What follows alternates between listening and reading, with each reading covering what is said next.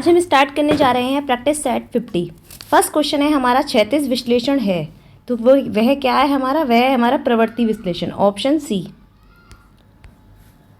Second question है एक संगठन में परिवर्तन का विरोध किस कारण उत्पन्न हो सकता है, तो वह किस कारण होता है? वह होता है अनिश्चितता के कारण, तो option A.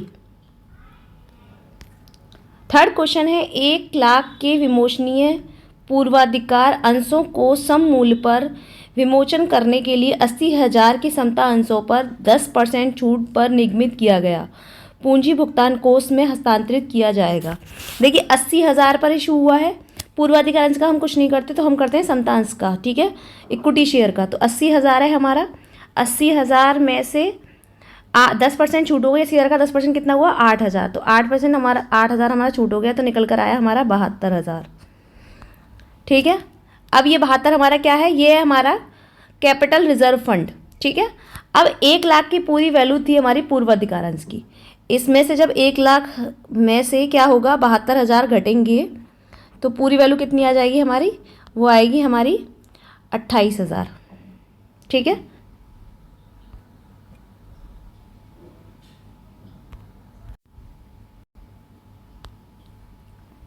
Option B. Fourth question है क्षैतिज संयोजन इंगित करता है 2 या 2 से अधिक इकाइयों के संयोजन को, जो क्या हो? जो समान और समरूप वस्तुओं का उत्पादन करती है, ऑप्शन बी। अब देखिए क्या है फिफ्थ क्वेश्चन में, नीचे लिखे गए कूट का प्रयोग करते हुए सही उत्तर का चयन कीजिए।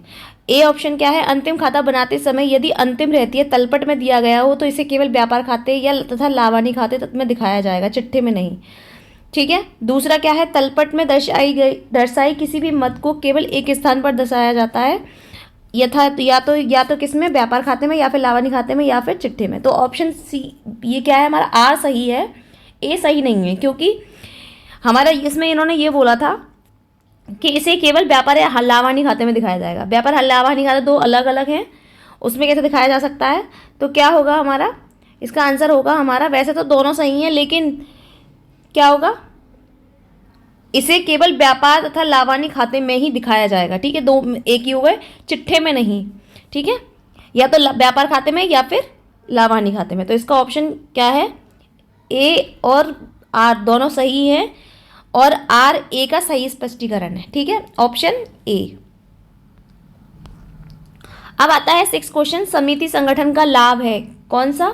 अधिक सहभागिता, ऑप्शन बी। 7 क्वेश्चन है एक अवधारणा जो यह बताती है कि निष्पादन मानकों से सबसे महत्वपूर्ण विचलन ही प्रबंध के ध्यान में लाने चाहिए कहलाती है क्या? अपवाद द्वारा प्रबंध, ऑप्शन बी। क्वेश्चन 8 बोल रहा है यदि सकल हानि बिक्री का 1/4 है तथा बेचे गए माल की लागत 3,60,000 है तो विक्रय की राशि क्या होगी? देखिए क्या है 1/4। ठीक है, एक हमारा मान लिया हमने लॉस है और 4 पूरा हमारा क्या है? सेल। तो फॉर्मूला होता है cost of good sold upon बराबर सेल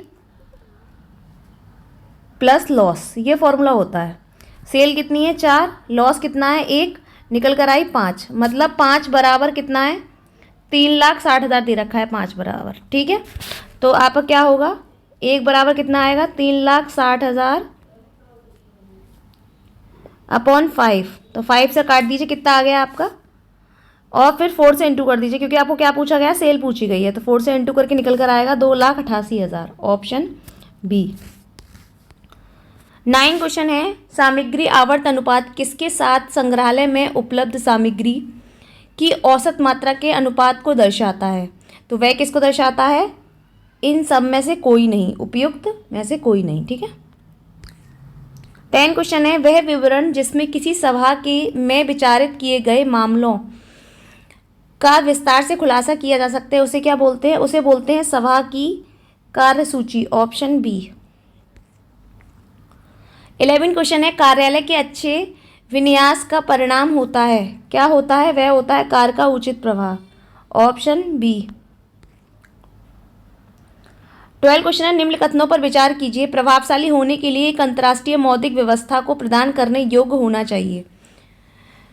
ठीक है, क्या होना चाहिए? राष्ट्रीय मुद्राओं के बीच में एक विनिमय दर व्यवस्था, भुगतान असंतुलन को दूर करने योग्य एक समायोजन तंत्र, भुगतान घाटों के वित्त पोषण हेतु एक अंतर्राष्ट्रीय आरक्षित कोषों की मात्रा, विकासशील देशों में ऋणग्रस्तता की समस्याओं के समाधान से सहायता हेतु एक वित्तीय सहायता सुविधाओं का सेट। इन कथनों में से कौन सा सही है? तो ये सही है, ए फर्स्ट 3 और 4 तीन सही है इसमें।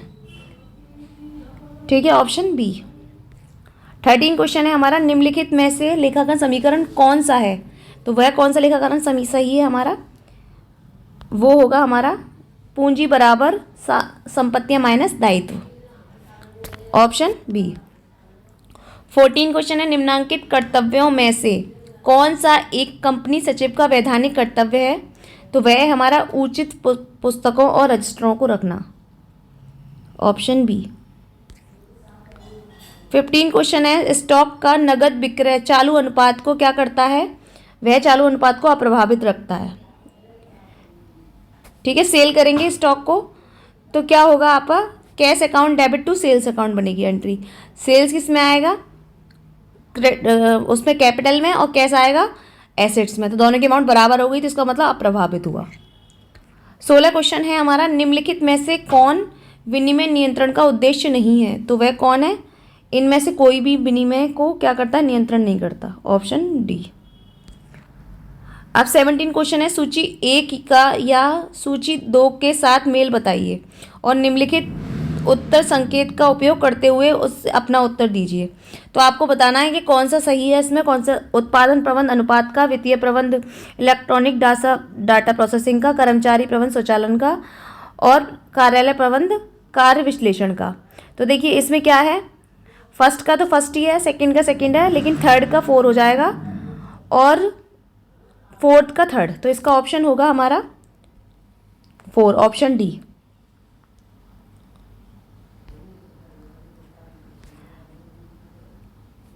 अब 18 क्वेश्चन है, एक मशीन के क्रय करने पर 700 ढुलाई भाड़ा दिया गया। जो ढुलाई भाड़ा खाते में 1700 पोस्ट किया गया था वह अशुद्धि पिछले लेखा वर्ष की थी, परंतु इसका पता चालू वर्ष में चला। चालू लेखा में इस अशुद्धि को सही करने का लेखा क्या होगा? तो इसका लेखा क्या सही होगा? इसमें बनेगी machinery account debit, suspense account debit to P&L appreciation account, option B. 19 question है, लघु कार्य बराबर होता है किस चीज़ के बराबर होता है? तो न्यूनतम किराया माइनस अधिकार शुल्क, ऑप्शन ए। 20 क्वेश्चन है, निम्नलिखित में से कौन सा वाणिज्यिक प्रतिकारी व्यापार नहीं है? तो वह हमारा क्लासी क्रिया वस्तु विनिमय।